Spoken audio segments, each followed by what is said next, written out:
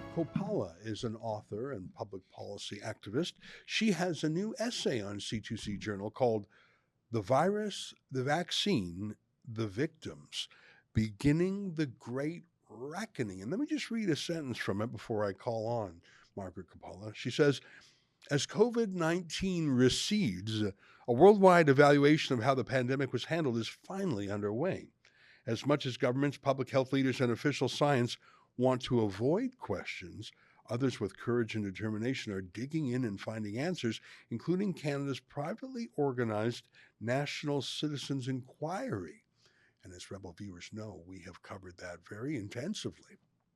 Margaret Kopola examines the damage done by misguided public health measures and presents disturbing new evidence that vaccines were not only pointless, but have caused injury and death on a horrific scale. And she reveals how efforts to fight back in the courts and against the media are gaining traction. As more information comes out, the truth about the greatest disaster of our time is becoming clearer. Joining me now is Margaret Kopola. Well, Margaret, that's a very bold thesis statement. These are dangerous things to talk about. The other day, Robert F. Kennedy Jr., nephew of the great president, Democratic presidential primary candidate, lifelong activist, criticized the vaccines on various programs. He criticized it in an interview with Jordan Peterson, criticized him in an interview with Joe Rogan, and YouTube censored it, deleted the video. Here's a Kennedy. He could be president, his uncle was, and he's being censored for saying unapproved, disapproved things about Big Pharma. These are dangerous things to talk about, aren't they? Yes, indeed. But I'm proud to say I think I'm in very good company, and in fact wouldn't be writing about any of this at all if it wasn't thoroughly documented and thoroughly studied. And the people who are speaking out about this, I mean, people like Robert F. Kennedy, like Peter McCullough, like Robert Malone, there's a whole slew of thoroughly intellectually and morally courageous people who have stood up, done the hard work, highly credentialed people, many of them more credentialed than your average public health officer, I have to, who are doing the heavy lifting and scouring the studies. And there are thousands of them now, thousands, who are pointing to all kinds of problems with the vaccines.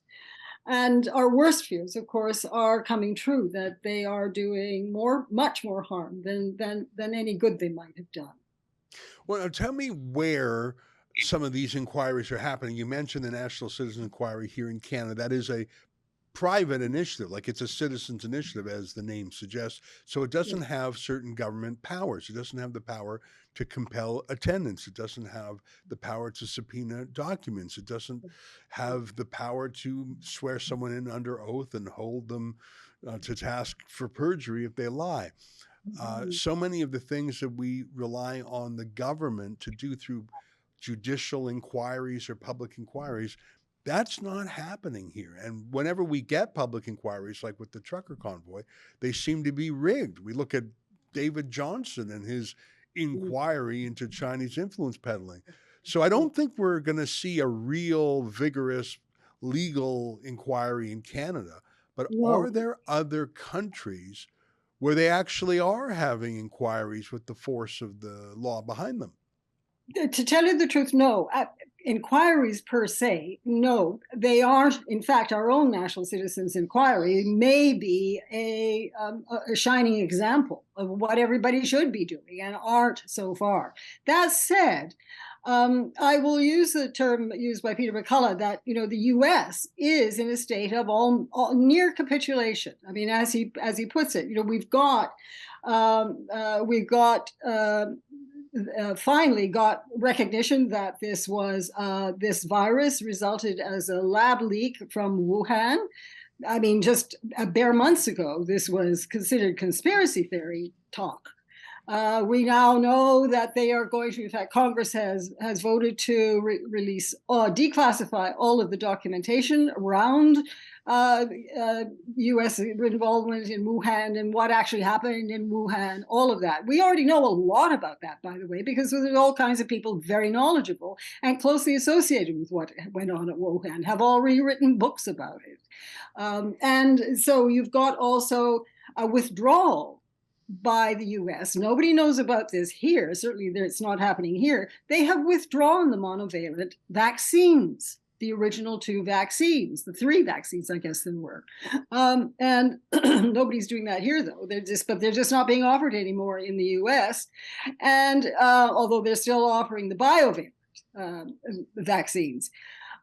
Many other countries are going through the same order of, as it were, well, if not capitulation, maybe too strong a word, but certainly withdrawal from the whole pandemic mode. Although the pandemic is not over, according to the WHO, the emergency is over, not the pandemic itself. But you've got countries like Denmark as no longer offering the vaccine at all to anybody under 50. You've got states like Florida saying no, children should not get it, teenagers should not get it. Even the WHO is saying that children and teenagers should not be getting this vaccine. So you've got this steady progress. Switzerland is just withdrawn it from everybody, saying, no, don't take it. And in fact, I believe in some cases they're telling doctors that you can offer it, but it's you accept liability for taking it. So yeah, we are seeing some kind of a reckoning underway, even though nobody's saying the word out loud. And in fact, it's happening everywhere, but of course, right here in Canada, where it's only like in the last year or so, we finally got some, safety data system up and running. And we finally have a website from the government of Canada that gives us some statistics on what kind of injuries and disabilities and what kind of problems have arisen around the vaccine. But these numbers were well to hand within the last, for more than a year in other countries. The US, for instance, has the VAERS data system, 17,000 deaths in the US alone being attributed to the vaccine, 26,000, I think, injuries and deaths, injuries and disabilities. In fact, we even have a case, I write about it in the article, by somebody who comes at it from an entirely different angle, not a medical angle, but from an insurance angle. He looks at the insurance statistics and sees all of a sudden that, from the time of the vaccine rollout in the US to the end of its major rollout, that insurance claims were going through the roof.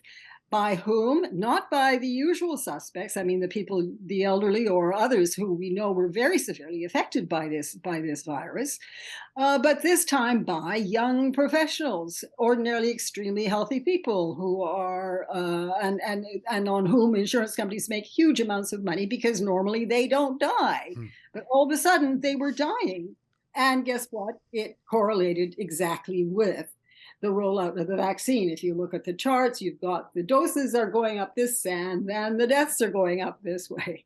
So the article is sprinkled with charts like that where you can see direct relationship between dosages and deaths. That was an excerpt from the Ezra Levant show. I'm Ezra Levant. Every weekday I do a monologue about the topic of the day. Then I interview a fascinating guest either in studio or via Skype. And then I read your mail, whether it's fan mail or hate mail, which is sometimes even more interesting. This is on our premium service, though, called Rebel News Plus. Go to rebelnewsplus.com. It's $8 a month or less if you buy a whole year in advance. You get my show every weeknight, plus Sheila Gunn Reid's show every week. It's called The Gun Show. It's pretty amazing. We rely on you because we do not take a dime from the government. In Canada, that makes us almost unique. So please help us out and help yourself to some great journalism at rebelnewsplus.com.